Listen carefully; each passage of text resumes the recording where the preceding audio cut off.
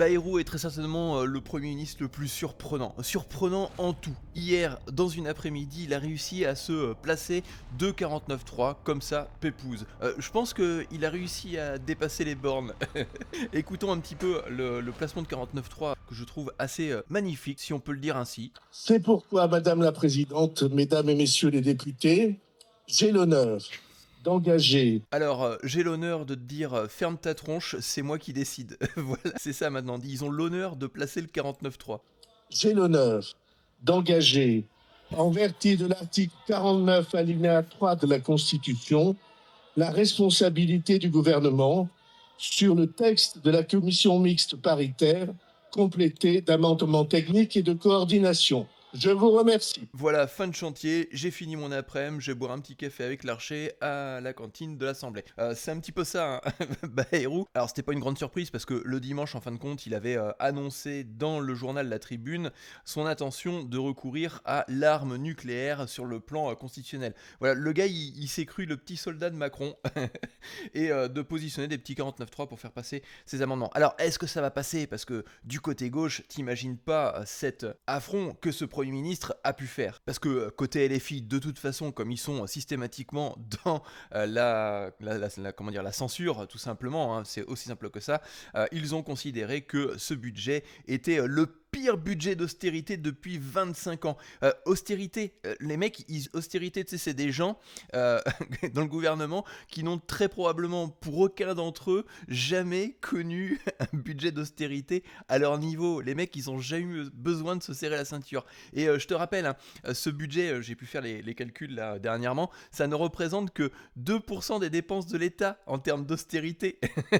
Ça veut dire que tu demandes à un smicard de faire des économies et tu lui demandes de faire 28 euros d'économie sur son salaire. Voilà ce que ça représente, les 2% par rapport, les 2% d'économie que l'État va faire dans absolument ce budget qui a été mis tout simplement dans une assemblée paritaire où les mecs se sont mis d'accord pour, je te le rappelle, conserver les avantages des anciens premiers ministres et des ex-présidents de la République. C'est ça, en fin de compte, qu'ils ont voté. C'est de conserver tous les avantages de l'État, réduire quelques petites dépenses qui sont, pas très graves, on va couper la poire en deux sur certaines dépenses, et de l'autre côté, on va essayer d'augmenter les recettes fiscales sur les rats de la nation, hein. Ce sont des rats, les entrepreneurs, ce sont les personnes qui sont des rats. Eux, par contre, comme l'a dit dans un article une certaine personne, ce sont des puces. Je suis tombé sur cet article de cette entrepreneuse que j'ai trouvé extrêmement bien écrit. Donc elle s'adresse à Sophie Binet,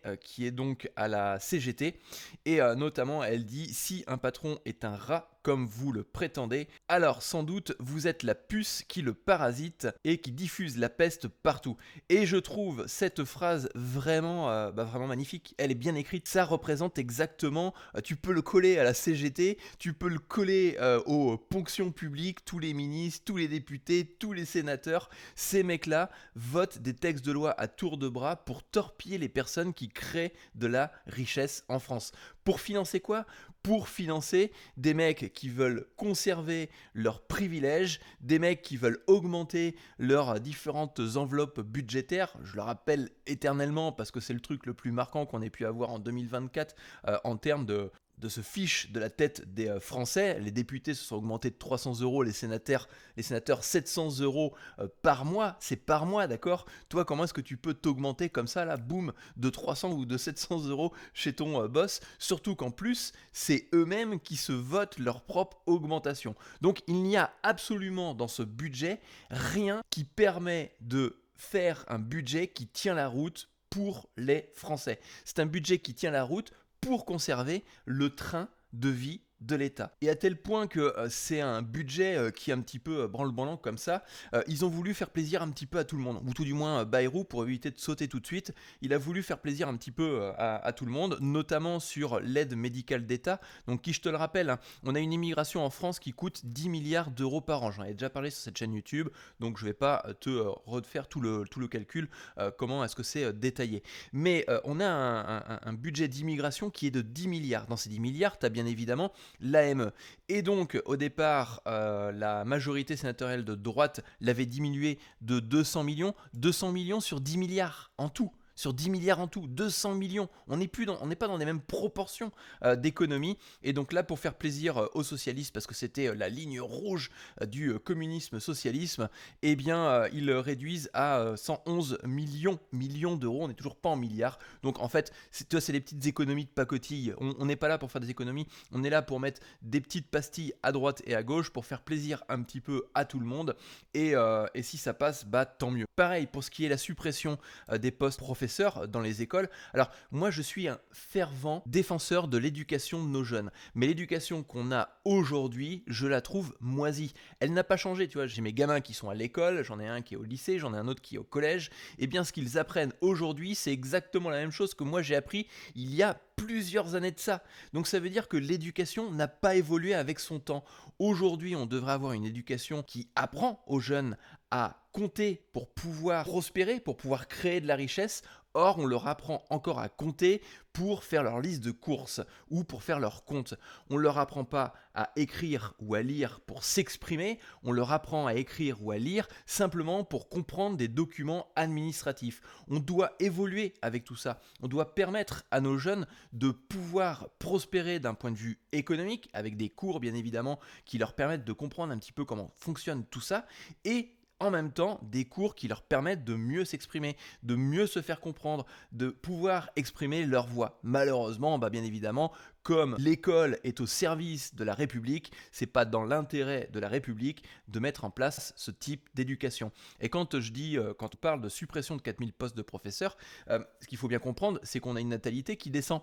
Donc ça veut dire que potentiellement sur les 5-10 premières années, parce que c'est pas 4000 postes dans l'année, tu vois, ils font passer ça comme en mode, faut mettre le focus, c'est 4000 postes dans l'année. Non, c'est pas dans l'année, c'est réparti sur plusieurs années en fonction d'une baisse de la natalité, en fonction d'une baisse des élèves dans les écoles. Donc pour moi, ça me semble logique de baisser en fin de compte une partie de cette fonction publique en termes de professeurs dans le secteur scolaire. Donc je pense qu'il faut changer les mentalités là-dessus.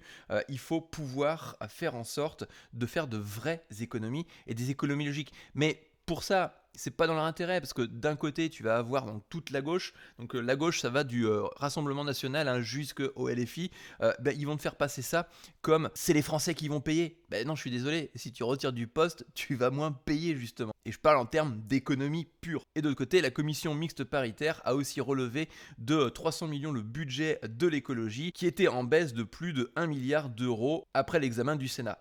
Alors moi l'écologie, de toute façon, j'ai une opinion très tranchée là-dessus, elle ne sert à rien. L'écologie que l'on a aujourd'hui, ce n'est qu'une écologie punitive. On t'augmente les taxes et les malus écologiques sur tes voitures. Qui c'est qui paye les voitures ? Ce sont simplement les personnes qui habitent à l'extérieur des villes qui vont être obligées de s'acheter une nouvelle voiture parce qu'ils ne sont pas en dessous du critère 3 et qui se font dégager des centres-villes comme des rats. Ces personnes-là vont devoir faire des crédits supplémentaires et se serrer la ceinture en supplément. Donc voilà ce que c'est que l'écologie aujourd'hui. Tout ça pour les financer quoi ? Des moulins à vent qui ne produisent pas d'énergie en continu, à côté d'une centrale nucléaire ou d'un système équivalent. On va augmenter la taxe carbone sur les avions, on le sait tous, les taxes carbone, ça empêche le CO2 de se diffuser dans l'atmosphère. C'est une évidence scientifico-écolo-punitive. Et donc voilà, moi mon opinion sur l'écologie. Alors voilà, ça sera la grande surprise, on n'est pas Nostradamus Mélenchon, on ne sait pas ce qui va se passer. Est-ce qu'il va y avoir une censure du gouvernement dans les prochains jours, notamment mercredi ? Ça sera la grande surprise parce que d'un côté, comme je le dis, tu as donc LFI qui sont en continue contradiction. Ces mecs-là ne devraient même pas... Alors, on peut pas dire ça, parce que d'un point de vue, moi je défends la démocratie, et la vraie, celle qui accepte absolument tous les partis. Je peux ne pas du tout être d'accord avec leur parti, mais j'accepterai toujours qu'un parti puisse s'exprimer. Néanmoins, je considère de mon point de vue que ce parti est continuellement dans l'opposition, et que quoi que tu dises, de toute façon tu auras tort, ils ne changeront jamais d'avis. Moi j'ai changé d'avis au fur et à mesure de ma vision politique sur tout simplement la continuité de ma vie. Ces personnes-là, parce que ça fait partie de leur ADN, n'ont pas envie de changer d'avis et ne le feront pas. De l'autre côté, on a les socialos communaux. Donc là, pour le coup, on ne sait pas trop sur quel pied ils vont danser. Et après, on a Bardella qui, eux, se sont mis à quatre pattes lors de la dernière censure.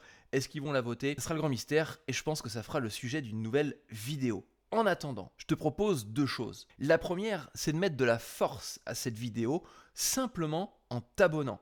Parce qu'on est de plus en plus nombreux à montrer les défaillances du gouvernement, à montrer que celui-ci abuse des Français, à montrer qu'il s'octroie toujours plus de privilèges, et le fait de t'abonner met de la force à ce type de contenu. Et tu peux le voir avec mes statistiques actuellement, on est en progression continue sur cette chaîne et j'ai bien l'intention de nous permettre de hausser le ton sur ces sujets. Et la deuxième chose, je te propose de rester en contact avec une newsletter dans laquelle je rédige des idées qui permettraient à la France d'être toujours plus forte. N'hésite pas à t'inscrire, c'est le premier lien dans la description. Et en attendant, ne te laisse pas faire, exprime-toi dans les commentaires.